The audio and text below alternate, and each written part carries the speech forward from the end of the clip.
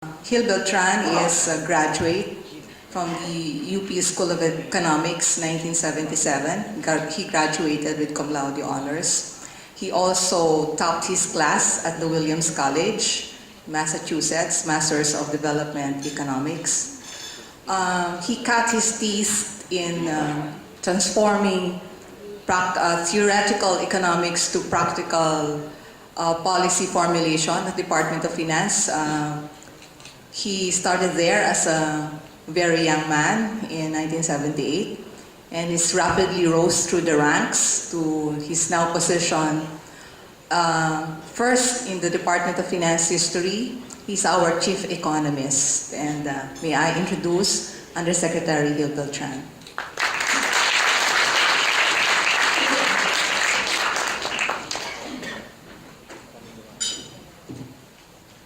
Good morning, everyone. Dr. Alvin Ang of the Philippine Economic Society, colleagues in government, my former bosses who are just around the hall. I see former Secretary Virata and former Undersecretary Romy Bernardo. Also friends in the DBCC who are also here. From NEDA, Doctor, you're a doctor now? No. Offie, we have always called her Offie. And some other colleagues who are around the hall. Partners in development who are here today, and also some partners in the private sector who always attend this meeting. I've seen you several times, so thank you for coming and listening to the economists. I'm going to speak on behalf of our Secretary Purisima, who cannot be here today, and it's based on the outline which was prepared for him. We all contributed to it, so please listen. Stronger institutions lead to a stronger economy. Thus, when the new administration took over and placed good governance at the centerpiece of its development agenda, solid economic gains were expected. And true enough, you have seen how good governance could result in wonders for the economy. Good growth, low inflation, low budget deficit, and of course, awards from everywhere. Good governance restored confidence, but to keep confidence, solid reforms must follow. And indeed, this organization could contribute to it by telling us which reforms would best contribute to maintaining that growth. We have already seen periods when enhanced governance boosted the economy in the past. Under the Ramos administration, for instance, we had at least 3 years of good growth. And we were at the least adversely affected Asian country during the Asian crisis. However, good growth was not coupled by advancements in inclusive growth and reduction in inequality. In 1990, the poorest quintile of the population took home 6.1% of income. The richest took home 49.6%. In 1995, the poorest quintile made 5.8% of income, lower than in 1990. And the richest quintile had 50.5%, higher by almost a percentage point. The richer got richer, the rich got richer, the poor got poorer. In 2005, it was worse. The poorest took less, 5.5%, the rich still had 50.5%.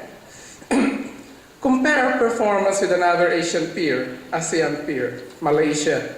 In 1990, the poorest quintile in Malaysia took home 4.9% of income. By the way, this is lower than ours. The richest quintile took home 52.2%, higher than ours. In 1995, the situation was more unequal. Poorest quintile had a 4.4% share, and the richest had 53.6%.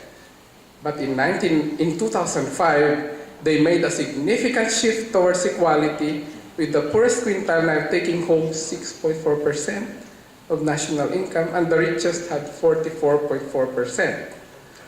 For the period 1995 to 2005, Malaysia grew faster than us by an average 1.2 percentage points per year, while beating us in every macroeconomic indicator. In 1995, Malaysia had a gross national income per capita of $7,370. We had GNI per capita of only 2,110. In 2005, Malaysia's GNI per capita is $12,600 US, while ours is 3,210. Malaysia doubled its income after a decade. Ours rose only 50%. Only recently were we able to catch up. The key set of indicators where we differ greatly from Malaysia is in our map of financial inclusion. Malaysia has done a much better job in the past years of promoting financial inclusion than the Philippines has. Malaysia's shift from severe inequality and strong growth bear the hallmarks of strong financial inclusion.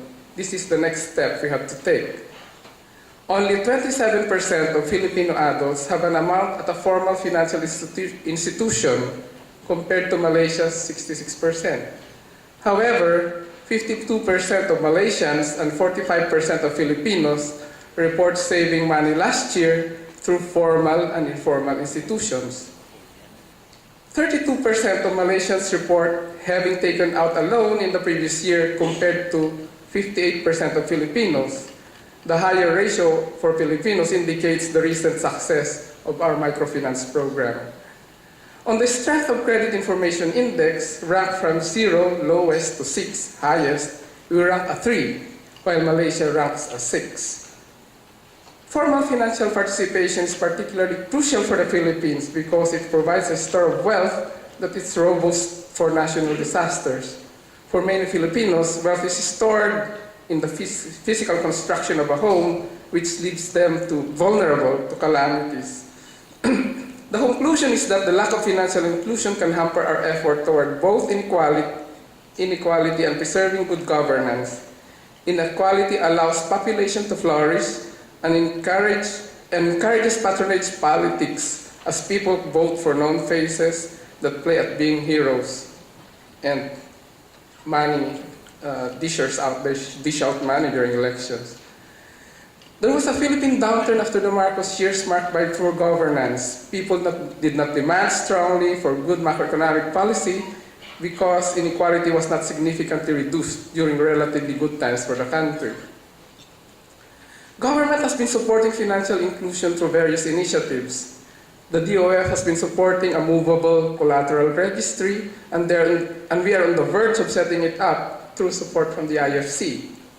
According to the World Bank, the introduction of a movable collateral registry had significant economic impact. Registry reform increases access to bank finance by almost 8 percentage points and access to loans by 7 percentage points.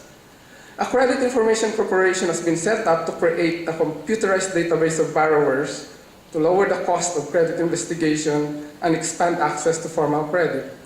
The Bangko Sentral also has implemented multiple microfinance innovations, including regulations that consider the peculiarities of microfinance. And they also adjusted the ceiling on microfinance deposits to 40,000 pesos to allow microfinance providers to bank a larger segment of the poor. The Insurance Commission launched its microinsurance program to grow the market, helping the private sector through initiatives to develop a friendly regulatory environment, create sustainable microinsurance products, and enhance awareness on the need for disaster risk insurance. A sustainable agricultural insurance is also being developed to protect farmers against the vagaries of the weather. An innovative program is in the drawing boards to link up CCT beneficiaries, which are potential micro-entrepreneurs, with microfinance providers and livelihood skills developers.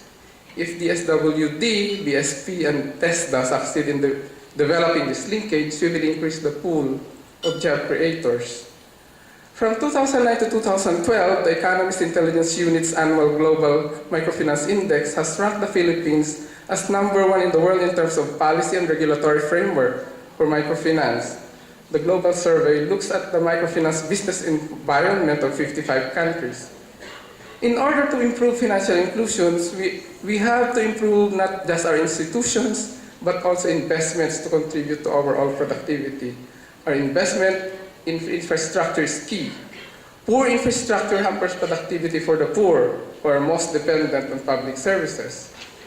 For example, a grueling commute in Makati can tire out workers even before they show up in their jobs. This drains their ability to work productively.